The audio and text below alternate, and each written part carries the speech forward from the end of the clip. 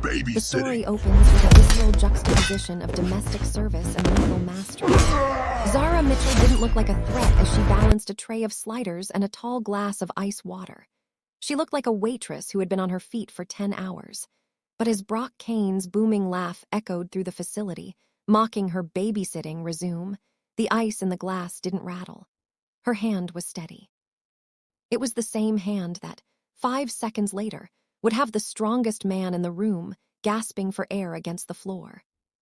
Welcome to Korean Mafia Love Tales, your ultimate destination for gripping stories of the Korean Mafia, underworld power, and forbidden interracial romance. Dive into thrilling mafia tales filled with dangerous love, betrayal, obsession, and passion set in the dark and mysterious underworld. Our stories feature powerful Korean mafia bosses, strong female leads, and intense romantic connections that cross cultures and boundaries. If you love mafia romance, Korean drama vibes, billionaire love stories, and underworld tales, this channel is for you. Subscribe for weekly uploads of addictive mafia stories, Korean underworld romance, love tales, and dramatic storytelling that will keep you hooked till the end. If you want to see how this story goes, stay with me until the very end. And as we begin, hit that like button and tell me in the comments what you think about this story. The training facility was a cathedral of cold concrete and high-performance equipment, smelling of industrial cleaner and the sharp, metallic tang of filtered air. Zara Mitchell walked through the reinforced glass doors, her presence a jarring mismatch to the environment. She was still wearing her fitted black waitress uniform, the fabric pulling slightly across her shoulders as she gripped the handles of a worn duffel bag. Around her, the air was thick with the judgment and immediate dismissal of the other candidates, men with exaggerated muscles and tattooed arms, who moved with the loud, performative energy of those who believe power is a matter of volume. Brock Kane's laugh came out sharp and loud, cutting through the low hum of the room as he pointed at her with a smirk. "Man, HR is really out here wasting time," he muttered, loud enough for the group to hear. "This ain't daycare. You sure you're in the right building, or is there a babysitting gig in the basement?" The other men chuckled, the sound clattering against the polished floors like a joke Zara wasn't meant to understand. Zara didn't flinch. She stood near the edge of the mat, her posture relaxed and measured, as if she were simply waiting for a bus instead of standing inside a facility where careers were made or crushed in minutes. She didn't offer an emotional reaction to the insults. She simply turned her head toward Kane with a calm clarity that made his grin falter for a fraction of a second. "I read the job description," she said softly, her voice carrying a silent strength that the others mistook for weakness. She bent down, unzipping her bag to reveal gear that wasn't new or flashy. She pulled out a pair of MMA gloves, worn and clearly used, the leather scuffed from thousands of hours of contact. This detail caught the eye of the recruiter, Julia Banks, even as the men continued their underestimation disguised as judgment. As Zara slipped the gloves on, she silently checked the tension of the straps, her movements precise and lacking wasted motion. Someone behind her whispered that she was going to get folded, but Zara remained unreadable. She wasn't there to win the room or chase validation from loud men. She was there for the stability of her son, and as her fingers curled into a fist, the hidden lioness began to stir beneath the practical black fabric of her apron. The room shifted into motion as Julia called for the candidates to pair up. For a long, heavy pause, no one stepped toward the woman in the waitress uniform. The men exchanged smirks, their underestimation disguised as judgment acting as a physical barrier. Finally, Malik Rains, a lean and controlled fighter who had remained quiet up until now, stepped forward. He adjusted his wrist wraps with a respectful nod, ignoring the jeers from Kane about messing up the evaluation curve by going easy on her. Zara stepped onto the mat, her silent strength an underrated queen, energy making her appear smaller than she was against the sprawling gym. As Julia raised her hand to begin, Malik moved first, a fast, testing jab meant to gauge her reaction. Zara didn't flinch. With no wasted motion, she slipped the punch clean, her head moving just centimeters as the air of the strike whistled past her ear. A few murmurs rippled through the onlookers. The sharp, loud laughter that had filled the room only moments ago began to thin. Malik adjusted, his eyes sharpening as he realized he wasn't facing a novice. He stepped in again, quicker this time, aiming to close the distance and use his superior reach. But Zara didn't retreat. In a move that signaled her elite military-grade training, she moved forward into his guard. It was a tight, precise pivot that caught him off balance. Before Malik could reset his weight, Zara's hands snapped up, redirecting his momentum with clinical efficiency. She hooked his wrist and shifted her hips in one fluid, surgical motion.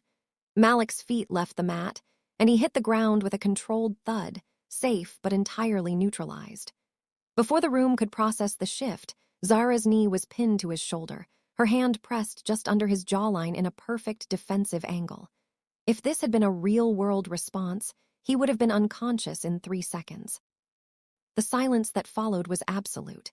The judgment that had been thick and immediate only minutes ago was replaced by a stunned, dead silence. Zara released Malik immediately and stepped back to her original spot, her expression unreadable and calm, as if she hadn't just overturned the room's hierarchy. Malik sat up, blinking in disbelief, while Kane's smirk faded into a hard, narrow line. The daycare jokes were over. The hidden lioness had moved, and for the first time they were truly watching her. High above the training floor, behind the polarized tint of the observation suite, Kang Minyi stood with his hands clasped behind his back, a silhouette of cold and intimidating authority. While the men below were still reeling from the shock of the takedown, Minyi's focus remained analytical and disciplined. He had spent years surrounded by loud men with expensive muscles, but his interest was finally engaged by the woman in the black waitress uniform.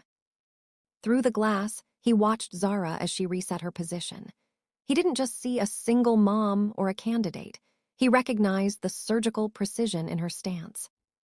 What truly caught his attention were her eyes, piercing and calculating, which moved with a military-grade focus. He noticed how she didn't just look at her opponent. She was scanning the entire room with small movements, mapping potential variables and tracking threats before they even manifested. Minyi leaned forward slightly, his piercing gaze locked on her. He saw the way she monitored the flicker in the overhead lights and the subtle shifts in the other candidate's weight. It was a level of pattern recognition and threat response that was harder to teach, something built, not trained. "She's been here before," he murmured to himself, his voice a low, controlled baritone.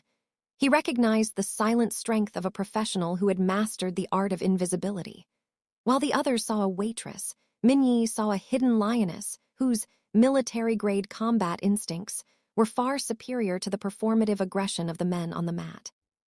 For the first time in years, the cold observer was genuinely impressed, realizing that the real power in the room wasn't the loudest voice, but the one that remained unshaken in the center of the storm.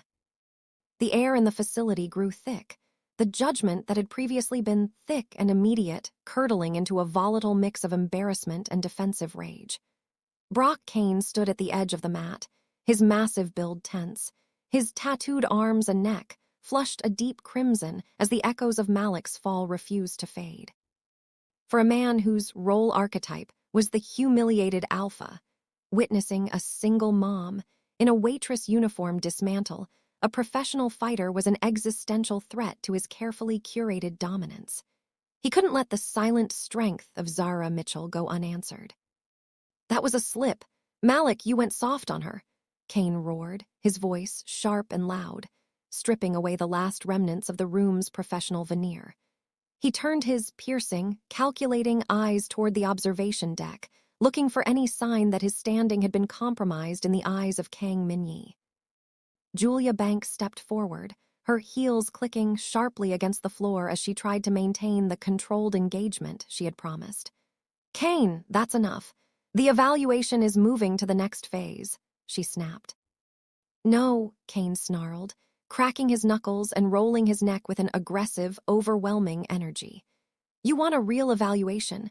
You want to see if she can actually protect a client when someone isn't holding back. Put her against me."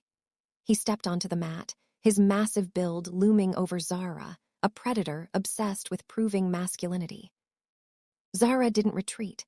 She stood in her original spot, her posture unshaken and calm, her one hand resting lightly near her side as she observed his exaggerated muscles with a military-grade focus. She saw the deeply insecure man beneath the tattoos and the loud bravado. To her, he wasn't the strongest man in the room. He was a variable she had already mapped and solved. "Don't worry," Kane sneered, his grin wide but failing to reach his eyes, which were now clouded by a flicker of something closer to fear. "I'll make it quick. I'm not trying to get disqualified for breaking HR rules, but I am going to show everyone why you don't belong here." Minyi watched from above, his hands clasped behind his back as the room tensed. He didn't intervene. He wanted to see how the hidden lioness would handle a threat that didn't just want to win, but wanted to crush her very dignity. Zara met Kane's gaze, her eyes unreadable and measured, ready to provide the payoff. The arrogant alpha was unknowingly demanding.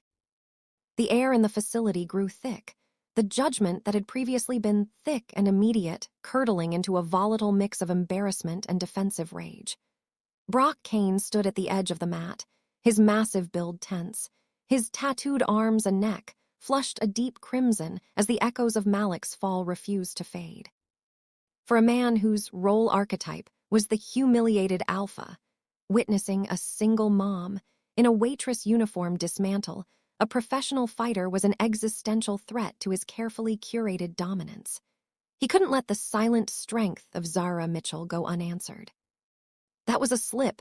Malik, you went soft on her," Kane roared, his voice sharp and loud, stripping away the last remnants of the room's professional veneer. He turned his piercing, calculating eyes toward the observation deck, looking for any sign that his standing had been compromised in the eyes of Kang Minyi. Julia Banks stepped forward, her heels clicking sharply against the floor as she tried to maintain the controlled engagement she had promised. "Kane, that's enough. The evaluation is moving to the next phase," she snapped. "No," Kane snarled, cracking his knuckles and rolling his neck with an aggressive, overwhelming energy. "You want a real evaluation. You want to see if she can actually protect a client when someone isn't holding back. Put her against me." He stepped onto the mat, his massive build looming over Zara, a predator obsessed with proving masculinity. Zara didn't retreat. She stood in her original spot, her posture unshaken and calm, her one hand resting lightly near her side as she observed his exaggerated muscles with a military-grade focus. She saw the deeply insecure man beneath the tattoos and the loud bravado. To her, he wasn't the strongest man in the room. He was a variable she had already mapped and solved. "Don't worry," Kane sneered, his grin wide but failing to reach his eyes, which were now clouded by a flicker of something closer to fear. "I'll make it quick. I'm not trying to get disqualified for breaking HR rules, but I am going to show everyone why you don't belong here." Minyi watched from above, his hands clasped behind his back as the room tensed. He didn't intervene. He wanted to see how the hidden lioness would handle a threat that didn't just want to win, but wanted to crush her very dignity. Zara met Kane's gaze, her eyes unreadable and measured, ready to provide the payoff. The arrogant alpha was unknowingly demanding. Julia Banks raised her hand, the tension in the room so thick it felt as though the air had turned to glass. "Begin," she called, her voice tight with a controlled anxiety that mirrored the collective breath hold of every candidate in the room. Brock Kane didn't test or probe. He exploded forward with aggressive, overwhelming force, a full-power lunge meant to end things early and physically crush the woman who had dared to bruise his ego. His massive frame barreled toward Zara like a freight train, his exaggerated muscles straining as he reached for a lethal grip. Zara Mitchell didn't retreat. She didn't panic. She moved with a clean, fluid precision that made the world seem to slow down. As Kane's momentum carried him into her space, she shifted just enough to catch the angle, her movements a surgical display of military-grade redirection. She didn't meet his strength with her own. She used his aggressive force against him, her foot sliding behind his with the staggered timing of an expert predator. In one heartbeat, the hierarchy of the room inverted. Zara pivoted, her hands snapping into place as she guided Kane's massive weight toward the floor. He hit the mat harder this time, a dull, heavy thud that rattled the equipment in the corners of the facility. Before the room could process it, Zara had him pinned in the same exact position she had used on Malik, her forearm locked across his throat with pressure controlled and exact. Kane's eyes widened in a moment of raw disbelief, his chest rising and falling in heavy hitches as he realized he was utterly helpless. He tried to move to buck his weight, but he found nothing but the calm, measured reality of his own defeat. "Stop," Julia whispered, her voice barely audible in the dead silent room. Zara released him immediately and stepped back to her original spot, her fitted black waitress uniform barely wrinkled, her composure as unreadable as it had been when she first walked in. 5 seconds. Exactly 5 seconds to end the strongest man and shatter the overconfidence disguised as capability that had fueled the room's mockery. There was no laughter, no whispering, only the sound of Kane's labored coughing as the silent strength of the underrated queen settled over the facility like a shroud. High above, the shadow shifted as Kang Minyi stepped forward, his piercing eyes fixed on the woman who had just changed the standard. The silence following the sparring match didn't last, as Julia's voice cut through the tension to announce the next phase, a real-world scenario simulation. The candidates were thrust into a chaotic environment of alarms and shifting shadows, tasked with extracting a high-value client from a hostile zone. Brock Kane, desperate to reclaim his overconfidence disguised as capability, immediately rushed to the front, shouting commands to dominate the room. "Move! I've got the lead," Kane barked, grabbing the client and forcing the team toward the left corridor. Zara Mitchell didn't rush. She stood still for a heartbeat, her military-grade eyes mapping the room and calculating the staggered timing of the hostiles. While Kane demanded speed, Zara saw the split trap he was walking into. She noticed the subtle flicker in the overhead lights that suggested a manual override, a detail the others missed in their frantic need to win the room. "Stop! Wrong exit!" Zara's voice cut through the noise, calm and measured even as Kane told her to stay in her lane. Ignoring her, Kane pushed forward until the simulation flipped and the lights died. A sharp buzz filled the air as the left corridor was hit with a simulated impact, cutting off Kane's retreat and leaving his group disheveled and defeated. Zara moved instantly, her hidden lioness energy finally fully unleashed. "With me," she said to Malik, her voice carrying a silent strength that commanded immediate trust. They moved right, not with the panicked speed Kane had displayed, but with surgical efficiency. When a hostile lunged from the dark, Zara didn't break stride. She redirected, pivoted, and dropped him with a clean sweep.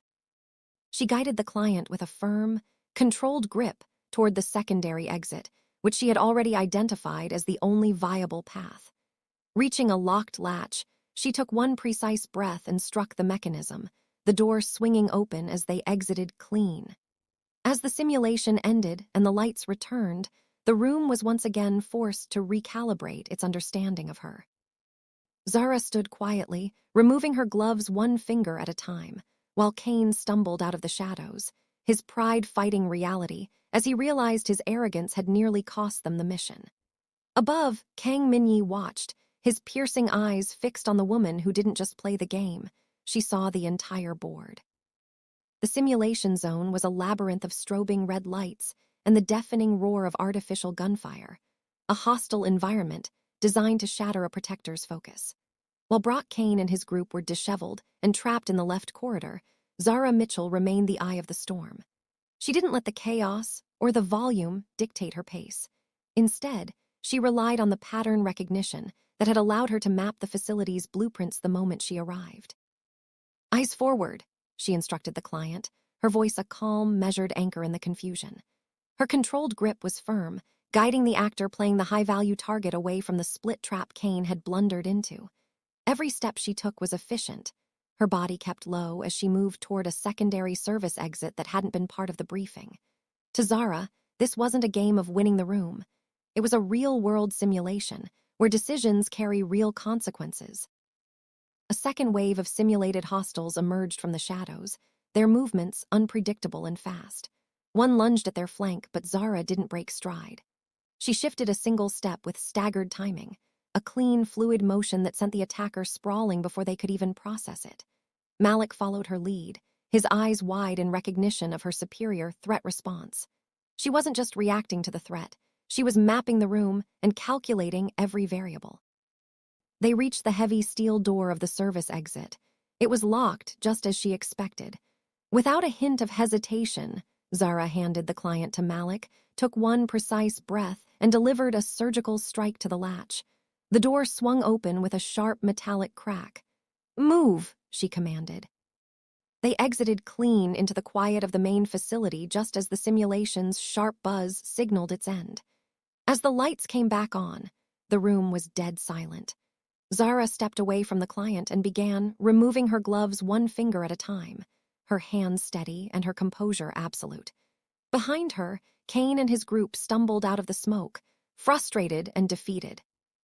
High in the observation room, Gabriel Ross, Kang Minyi leaned forward, his attention locked on the woman who had just turned a chaotic failure into a silent extraction. The simulation lights dimmed, but the tension in the facility only deepened as Kang Minyi stepped down from the observation deck. He moved with a controlled presence, his eyes, sharp and unmistakably impressed, locked onto Zara as she stood by her gear. The room shifted with him, the other candidates falling into a dead silent line, as the CEO bypassed them all to stand directly before the woman in the black uniform. "You didn't just pass the scenario," Minyi began, his voice a low, measured baritone that owned the room. "You changed the standard. But this role isn't about looking the part or winning a room. It's about decision-making under pressure." He didn't signal a start.